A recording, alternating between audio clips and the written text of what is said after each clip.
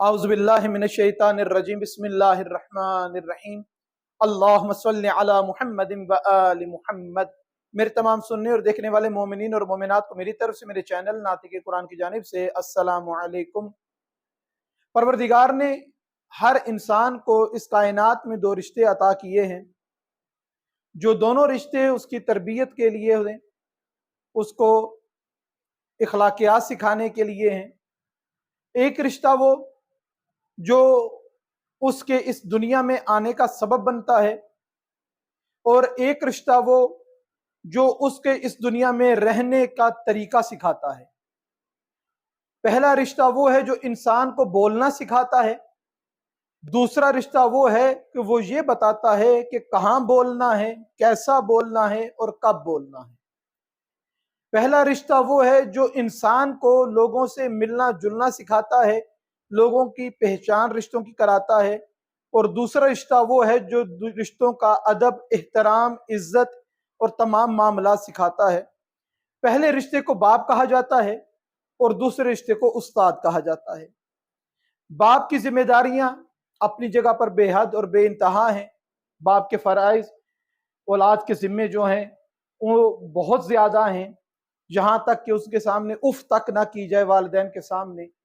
اور اسی طریقے سے استاد کی کیا اہمیت ہے، اس کا کیا احترام ہے، اس کو بھی سمجھنے کے لیے ہم آل محمد علیہ السلام کے دروازے پر جائیں گے، اور اس دروازے کا وہ باب جسے سید الساجدین کہتے ہیں، جسے زین العابدین کہتے ہیں، یعنی کہ میری مراد حضرت امام علی زین العابدین علیہ السلام کی بارگاہ میں جا کے ہم یہ جانتے ہیں مولا کی زبانی کہ استاد کے وہ کون سے فرائض جو شاگردوں کے ذمے ہیں وہ کون کون سے ہیں، کہ کون سا شاگرد ایسا ہے جو شاگرد کہلانے کے لائق ہے مولا کی نظر میں، اور وہ فرائض کو جو ادا کرتا ہے اس کا کیا اکرام اور کیا عزت ہے، یہ ہم مولا کی زبانی جاننے کی کوشش کرتے ہیں۔ مولا امام علی زین العابدین علیہ السلام کا ارشاد گرامی ہے کہ ہر طالب علم پر اپنے استاد کو مد نظر رکھتے ہوئے 12 فرائض بنتے ہیں، کہ جب کوئی چاہتا ہے کہ میں شاگرد بنوں، طالب علم بنوں، تو اس کو چاہیے کہ ان 12 چیزوں پر عمل کرے۔ وہ کون سی چیزیں ہیں؟ مولا فرماتے ہیں پہلی چیز یہ کہ جس سے علم حاصل کرو اس کی تعظیم کرو، یعنی استاد کا اکرام کرو، استاد کی عزت کرو، استاد کا ادب کرو، جس سے علم حاصل کیا جائے اس کا اکرام کیا جائے۔ دوسرا مولا فرماتے ہیں کہ دوسرا فرض یہ ہے کہ طالب علم کو چاہیے کہ جتنی دیر اپنی استاد کی محفل میں بیٹھا ہے اس محفل کو محترم جانے، اس محفل کو بابرکت جانے، وہاں پہ بیٹھنا اپنے لیے باعث فخر سمجھے، نہ کہ باعث مصیبت سمجھتا رہے۔ تیسرا فرض اولاد کا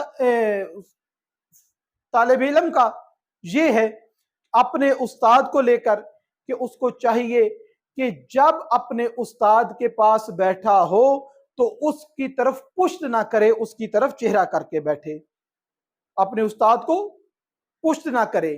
استاد کا ادب اور احترام یہ ہے کہ اس کو پشت نہ کی جائے، اس کی طرف چہرہ کر کے بیٹھا جائے۔ اور اس کے آگے مولا فرماتے ہیں کہ اگلا فرض یہ ہے کہ جب استاد گفتگو کریں، بچوں کو تعلیم دیں، بچوں کو کچھ سکھائیں، تو ان طالب علموں کو چاہیے کہ خوبصورتی کے ساتھ اپنے استاد کا کلام سنیں، توجہ کے ساتھ استاد کا کلام سنیں۔ اور طالب علموں کے فرائض میں جو اگلا فرض ہے وہ یہ ہے کہ جب استاد کلام کر رہے ہوں، استاد کی محفل میں آپ موجود ہوں، تو جب استاد بول رہے ہیں پھر طالب علم ایک دوسرے سے گفتگو مت کریں، ایک دوسرے سے بات مت کریں۔ اگلا فرض مولا نے بیان فرمایا، مولا فرماتے ہیں کہ اپنی آواز کو اپنے استاد کی آواز سے کبھی بلند نہ کرنا۔ کتنا خوبصورت یہ استاد کی عزت اور احترام میں جملہ مولا امام علی زین العابدین علیہ السلام کی زبان سے جو وارد ہوا ہے کہ استاد کی آواز سے آواز بلند نہ ہو۔ یہی فرمان جناب سرور کائنات حضرت محمد مصطفیٰ صلی اللہ علیہ وسلم کے متعلق ملتا ہے کہ کسی کی آواز جناب سرور کائنات کی آواز سے بلند نہ ہو، جس کی ہوگی اس کے سارے اعمال ضائع ہوگے، ختم ہوگے۔ اسی طریقے سے فرمایا کہ استاد کی आवाज़ से आवाज़ बुलंद ना हो। ये तालिब इल्म का फ़र्ज़ है कि अपनी आवाज़ को धीमा रखे अपने उस्ताद की मौजूदगी में। इसके आगे मौला फरमाते हैं कि तालिब इल्म का अगला फ़र्ज़ ये है कि जब कोई तेरे उस्ताद पर सवाल करे तो उस्ताद से पहले जवाब देने की कोशिश ना करो। ये ज़हानत और काबिलियत शुमार नहीं की जाती अखलाकियात के हवाले से कि उस्ताद से पूछा गया, मैं जानता हूं तो मैं फौरन उसका जवाब देना शुरू कर दूं। मुझे जवाब ना देना ये मेरी ताबेदारी है कि जब उस्ताद बैठे हैं तो वही जवाब देंगे जिनसे सवाल किया गया है। तालिब इल्मों का उस वक्त खामोश रहना ये उनका फर्ज है अपने उस्ताद का एहतराम और इज्जत के हवाले से। इसके आगे मौला इमाम अली ज़ैनुल आबिदीन इरशाद फरमाते हैं कि अपने उस्ताद के सामने बैठकर किसी की गीबत मत करो। क्यों? क्योंकि गीबत करना भी हराम है, गीबत सुनना भी हराम है। वैसे तो हर किसी के साथ गीबत करना हराम है, लेकिन खुसूसी तौर पे अपने उस्ताद का इकराम और इज्जत इतनी करो कि किसी की गीबत भी अपने उस्ताद के सामने ना करो। और अगला फर्ज जो तालिब इल्म का है कि अगर कोई अपने अगला फर्ज ये है तालिब इल्म का कि अपने उस्ताद के दुश्मनों की हमनशीनी इख्तियार ना करो। जो आपके उस्ताद को अच्छा नहीं जानते, जो आपके उस्ताद की बदगोइयां करते हैं, जो आपके उस्ताद के ऐब ढूंढते रहते हैं, ऐसे अफराद के साथ हमनशीनी इख्तियार मत करो।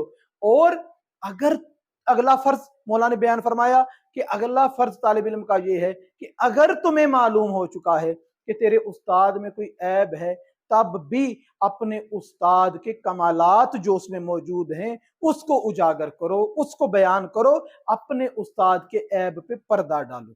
क्यों? क्योंकि उस्ताद मासूम नहीं है। उस्ताद गुनहगार भी हो सकता है, कोई गलती भी हो सकती है, कोई कमी कोताही भी हो सकती है। अगर पता चल गया है उस्ताद की किसी गलती कमी कोताही का, तो तुम्हें चाहिए कि अब अपने उस्ताद की अच्छाइयों को याद करते हुए, अपने उस्ताद के कमालात को याद करते हुए उसका तज़किरा करो, उसकी कमालात का तज़किरा करो। मौला इमाम ज़ैनुल आबिदीन अलैहिस्सलाम जहां पर बयान किए जा रहे हैं हकूक़ उस्ताद के फ़राइज़ क्या हैं तालिब इल्मों के, जो तालिब इल्मों के फ़राइज़ हैं वो यकीनन उस्ताज़ा के हकूक़ में शुमार किए जाते हैं। और कौन सा फ़र्ज़ है ऐसा जो उस्ताद का हक है? वो ये बनता है कि अगर कोई तेरे उस्ताद का ऐब गोई कर रहा है, तेरे उस्ताद के ख़िलाफ़ गुफ्तगू कर रहा है, तो उसका दिफा कर अपने उस्ताद का, उसका दिफा कर और उसकी गुफ्तगू ना सुन। और इसके अलावा मौला फरमाते हैं कि तालिब इल्म का फ़र्ज़ बनता है और उस्ताद का ये हक है कि उसके दोस्तों के साथ, अपने उस्ताद के मुखलिसों के साथ अदावत न रख। इमाम अली ज़ैनुल आबिदीन अलैहिस्सलाम इरशाद फरमाते हैं कि जो शख्स इन फ़राइज़ पर अमल करता है और अपने उस्ताद के ये तमाम हकूक़ अदा कर देता है, तो मौला फरमाते हैं उसका इनाम क्या है, उसका अजर क्या है? मौला फरमाते हैं कि ऐसे शख्स के लिए मलाइका गवाही देते हैं, ऐसे शख्स के लिए मलाइका गवाह बन जाते हैं, बारगाह रब्बुल इज़्ज़त में ये गवाही देते हैं कि परवरदिगारा इसने जितना इल्म हासिल किया है फ़कत तेरी रज़ा के लिए किया है, इसका कोई इरादा किसी मखलूक के खुदा को या किसी और को तेरी ज़ात के अलावा खुश करने का नहीं था। परवरदिगार से दुआ है कि परवरदिगार हमें सही मानों में अपने जो फ़राइज़ हैं वो अदा करने और अपने उस्तादों के हकूक़ पूरे करने की तौफ़ीक़ अता फ़रमाए। सीरत मुहम्मद और आले मुहम्मद अलैहिस्सलाम को पढ़ने, समझने और परवरदिगारा उस पर अमल करने की तौफ़ीक़ अता फ़रमा। वमा अलैना इल्लल बलागुल मुबीन।